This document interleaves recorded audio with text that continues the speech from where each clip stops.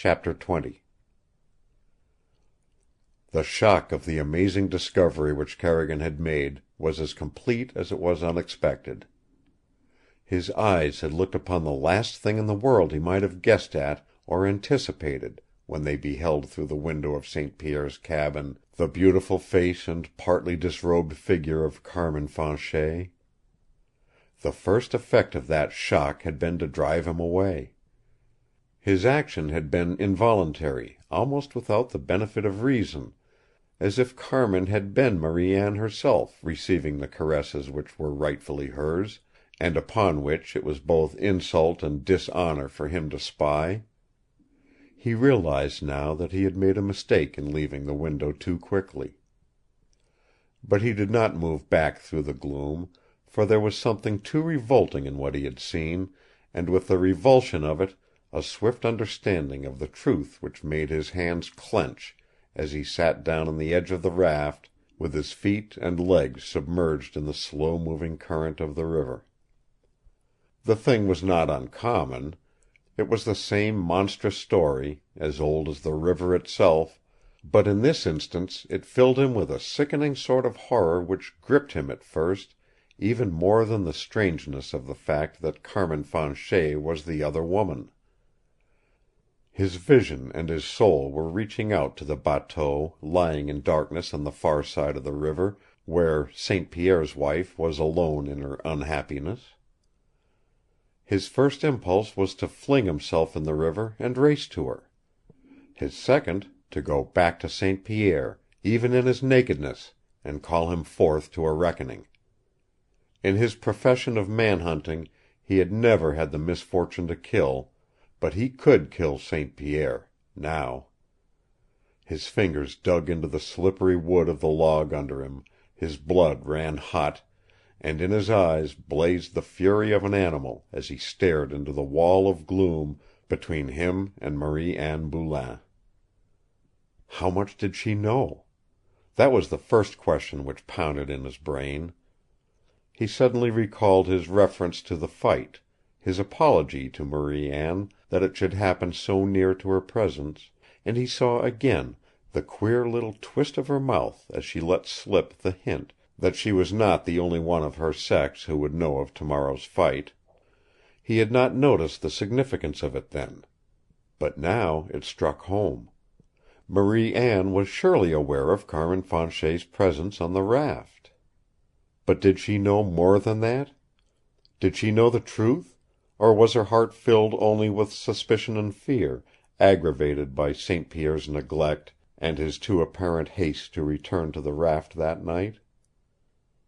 Again David's mind flashed back, recalling her defense of Carmin Fanchet when he had first told her his story of the woman whose brother he had brought to the hangman's justice.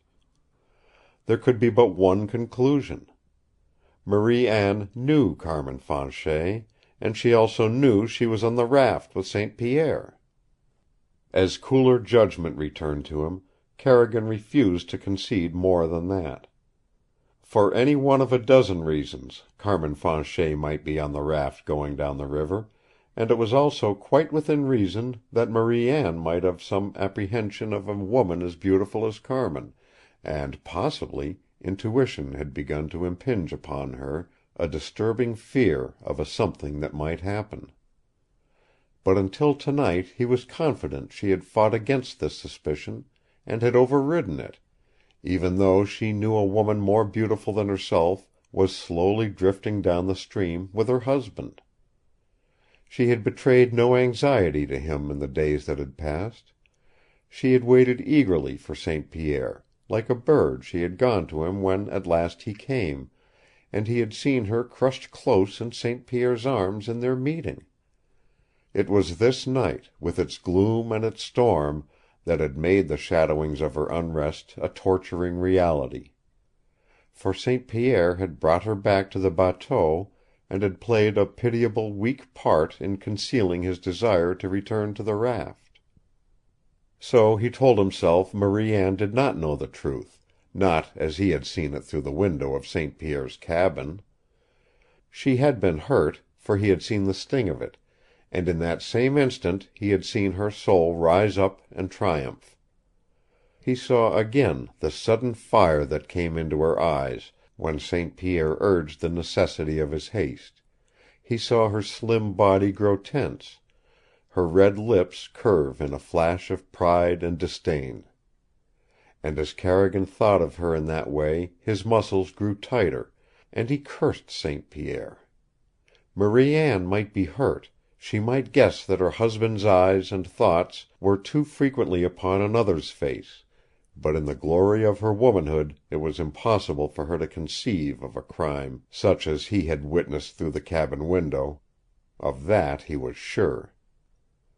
And then, suddenly, like a blinding sheet of lightning out of a dark sky, came back to him all that St. Pierre had said about Marie Anne. He had pitied St. Pierre then. He had pitied this great, cool-eyed giant of a man who was fighting gloriously, he had thought, in the face of a situation that would have excited most men. Frankly, St. Pierre had told him Marie Anne cared more for him than she should. With equal frankness, he had revealed his wife's confessions to him, that she knew of his love for her, of his kiss upon her hair. In the blackness, Carrigan's face burned hot. If he had in him the desire to kill St. Pierre now, might not St. Pierre have had an equally just desire to kill him? For he had known, even as he kissed her hair, and as his arms held her close to his breast in crossing the creek, that she was the wife of St. Pierre. And Marie Anne— His muscles relaxed. Slowly he lowered himself into the cool wash of the river, and struck out toward the bateau. He did not breast the current with the same fierce determination with which he had crossed through the storm to the raft, but drifted with it and reached the opposite shore a quarter of a mile below the bateau. There he waited for a time, while the thickness of the clouds broke and a gray light came through them, revealing dimly the narrow path of pebbly wash along the shore. Silently, a stark naked shadow in the night, he came back to the bateau and crawled through his window. He lighted a lamp and turned it very low, and in the dim glow of it rubbed his muscles until they burned. He was fit for tomorrow, and the knowledge of that fitness filled him with a savage elation. A good-humored love of sport had induced him to fling his first half-bantering challenge into the face of Concombre Bateese, but that sentiment was gone. The approaching fight was no longer an incident, a foolish error into which he had unwittingly plunged himself. In this hour it was the biggest physical thing that had ever loomed up in his life, and he yearned for the dawn with the eagerness of a beast that waits for the kill which comes with the break of day. But it was not the half-breed's face he saw under the hammering of his blows. He could not hate the half-breed. He could not even dislike him now. He forced himself to bed, and later he slept. In the dream that came to him it was not Bateese who faced him in battle, but St. Pierre Boulain. He awoke with that dream a thing of fire in his brain. The sun was not yet up, but the flush of it was painting the east, and he dressed quietly and carefully, listening for some sound of awakening beyond the bulkhead. If Marie Anne was awake, she was very still. There was noise ashore. Across the river he could hear the singing of men, and through his window saw the white smoke of early fires rising above the tree-tops. It was the Indian who unlocked the door and brought in his breakfast, and it was the Indian who returned for the dishes half an hour later. After that Carrigan waited, tense with the desire for action to begin. He sensed no premonition of evil about to befall him. Every nerve and sinew in his body was alive for the combat. He thrilled with an overwhelming confidence, a conviction of his ability to win, an almost dangerous self-conviction of approaching triumph in spite of the odds in weight and brute strength which were pitted against him. A dozen times he listened at the bulkhead between him and Marie Anne, and still he heard no movement on the other side. It was 8 o'clock when one of the bateau men appeared at the door and asked if he was ready. Quickly David joined him. He forgot his taunts to Concombre Bateese, forgot the softly padded gloves in his pack with which he had promised to pommel the half-breed into oblivion. He was thinking only of naked fists. Into a canoe he followed the bateau man, who turned his craft swiftly in the direction of the opposite shore. And as they went, David was sure he caught the slight movement of a curtain at the little window of Marie Anne's forward cabin. He smiled back and raised his hand, and at that the curtain was drawn back entirely, and he knew that St. Pierre's wife was watching him as he went to the fight. The raft was deserted, but a little below it, on a wide strip of beach made hard and smooth by flood water, had gathered a crowd of men. It seemed odd to David they should remain so quiet, when he knew the natural instinct of the riverman was to voice his emotion at the top of his lungs. He spoke of this to the bateau man, who shrugged his shoulders and grinned. "It ees ze command of St. Pierre," he explained. "St. Pierre say no man make big noise at what you call him funeral? And these going down be one great funeral, monsieur." "I see." David nodded. He did not grin back at the other's humor. He was looking at the crowd. A giant figure had appeared out of the center of it and was coming slowly down to the river. It was St. Pierre. Scarcely had the prow of the canoe touched shore when David leaped out and hurried to meet him. Behind St. Pierre came Bateese, the half-breed. He was stripped to the waist and naked from the knees down. His gorilla-like arms hung huge and loose at his sides, and the muscles of his hulking body stood out like carven mahogany in the glisten of the morning sun. He was like a grizzly, a human beast of monstrous power, something to look at, to back away from, to fear. Yet David scarcely noticed him. He met St. Pierre, faced him, and stopped, and he had gone swiftly to this meeting, so that the chief of the Boulains was within earshot of all his men. St. Pierre was smiling. He held out his hand as he had held it out once before in the bateau cabin, and his big voice boomed out a greeting. Carrigan did not answer, nor did he look at the extended hand. For an instant the eyes of the two men met, and then, swift as lightning, Carrigan's arm shot out, and with the flat of his hand he struck St. Pierre a terrific blow squarely on the cheek. The sound of the blow was like the smash of a paddle on smooth water. Not a riverman but heard it, and as St. Pierre staggered back, flung almost from his feet by its force, a subdued cry of amazement broke out from the waiting men. Concombre Bateese stood like one stupefied. And then, in another flash, St. Pierre had caught himself and whirled like a wild beast. Every muscle in his body was drawn for a gigantic, overwhelming leap. His eyes blazed. The fury of a beast was in his face. Before all his people he had suffered the deadliest insult that could be offered a man on the Three River country, a blow struck with the flat of another's hand. Anything else one might forgive, but not that.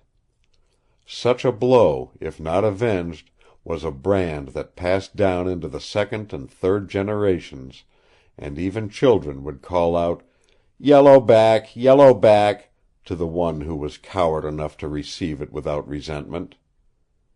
A rumbling growl rose in the throat of Concombre Bateese in that moment when it seemed as though St. Pierre Boulain was about to kill the man who had struck him.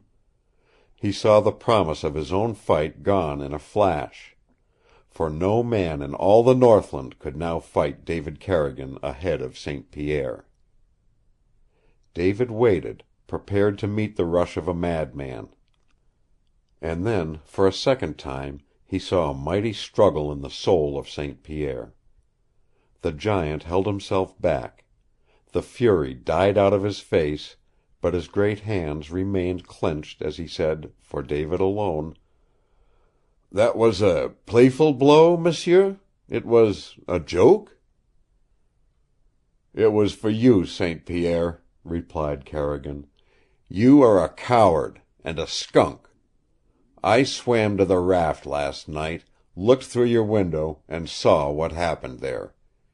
You are not fit for a decent man to fight, yet I will fight you, if you are not too great a coward, and dare to let our wagers stand as they were made." St. Pierre's eyes widened, and for a breath or two he stared at Carrigan, as if looking into him and not at him. His big hands relaxed, and slowly the panther-like readiness went out of his body. Those who looked beheld the transformation in amazement, for of all who waited only St. Pierre and the half-breed had heard Carrigan's words, though they had seen and heard the blow of insult. "You swam to the raft?" repeated St. Pierre in a low voice, as if doubting what he had heard. "You looked through the window and saw—" David nodded. He could not cover the sneering poison in his voice, his contempt for the man who stood before him. "Yes, I looked through the window. And I saw you, and the lowest woman on the 3 Rivers, the sister of a man I helped to hang. Stop!" St. Pierre's voice broke out of him like the sudden crash of thunder. He came a step nearer, his face livid, his eyes shooting flame. With a mighty effort he controlled himself again. And then, as if he saw something which David could not see, he tried to smile, and in that same instant David caught a grin cutting a great slash across the face of Concombre Bateese. The change that came over St. Pierre now was swift as sunlight coming out from a shadowing cloud. A rumble grew in his great chest. It broke in a low note of laughter from his lips, and he faced the bateau across the river. "Monsieur, you are sorry for her. Is that it? You would fight for the cleanest, finest little girl who ever lived, your wife." "It is funny," said St. Pierre, as if speaking to himself, and still looking at the bateau. "Yes, it is very funny, ma belle Marie Anne. He has told you he loves you, and he has kissed your hair and held you in his arms. Yet he wants to fight me because he thinks I am steeped to sin. And to make me fight in place of Bateese, he has called my Carmin a low woman. So what else can I do? I must fight. I must whip him until he cannot walk. And then I will send him back for you to nurse, chérie, and for that blessing I think he will willingly take my punishment. Is it not so, monsieur?" He was smiling and no longer excited when he turned to David. "Monsieur, I will fight you, and the wagers shall stand. And in this hour let us be honest, like men, and make confession. You love ma belle Jeanne Marie Anne? Is it not so? And I love my Carmin, whose brother you hanged, as I love no other woman in the world. Now, if you will have it so, let us fight." He began stripping off his shirt, and with a bellow in his throat, Concombre Bateese slouched away like a beaten gorilla to explain to St. Pierre's people the change in the plan of battle. And as that news spread like fire in the fir tops, there came but a single cry in response, shrill and terrible, and that was from the throat of Andre, the Broken Man. End of chapter 20. Recording by Roger Moline.